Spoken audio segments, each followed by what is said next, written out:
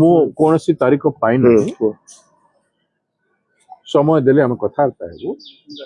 ରାଜନୀତିରେ ସମୟ ଦେବେ ନ ଦେବେ ସେଇଟା ଅଲଗା କଥା ରାଜ୍ୟର ଆବଶ୍ୟକତାକୁ ମୁଁ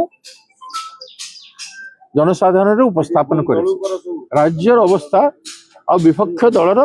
ବିରୋଧୀ ଦଳର ଭୂମିକାକୁ ମୁଁ ଉପସ୍ଥାପନ କରିଛି ସେଇଟା କେତେ ଦୂର କାର୍ଯ୍ୟକାରୀ ହେବ କହିହେବନି ମୁଁ ଆଗରୁ ସ୍ପଷ୍ଟ କରିଛି ଆମେ ଜିତିବା ପରସେଣ୍ଟେଜ ଭୋଟ ନାହିଁ କିମ୍ବା ବିଜେଡି ଜିତିବା ପରସେଣ୍ଟ ଭୋଟ ନାହିଁ କିନ୍ତୁ ରାଜନୀତିକ ଅଣ୍ଡରଷ୍ଟାଣ୍ଡିଂ ଯଦି ରାଜ୍ୟ ହିତରେ ହେବ ହୁଏତ ଗୋଟେ ସିଟ୍ ବିରୋଧୀ ଦଳ ଓଡ଼ିଶା ସମ୍ପର୍କରେ ହାତ ଟେକିବା ଲୋକମାନେ ଥିଲା ବେଳେ ଓଡ଼ିଶାର ବିରୋଧୀ ସ୍ୱର ରାଜ୍ୟସଭାରେ ଶୁଣାଯାଇ ପାରିବ ସେ ଉଦ୍ୟମ ଆମେ କରୁଛୁ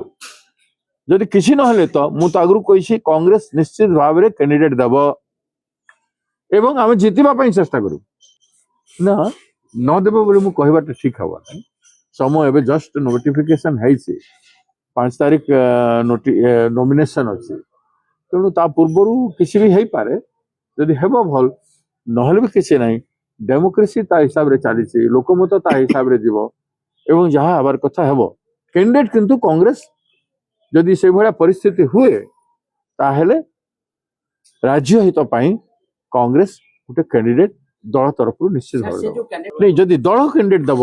ତାହେଲେ ପାର୍ଟିରୁ ହେବ ଦଳ କ୍ୟାଣ୍ଡିଡେଟ୍ ଦେବ କିନ୍ତୁ ଯଦି ରାଜ୍ୟ ହିତରେ ଯଦି ଦୁଇ ଦଳ ଚିନ୍ତା କରିବେ ତାହେଲେ ଯେକୌଣସି ନିରପେକ୍ଷ ବ୍ୟକ୍ତି ରାଜ୍ୟ ହିତ ପାଇଁ ହେଇପାରିବେ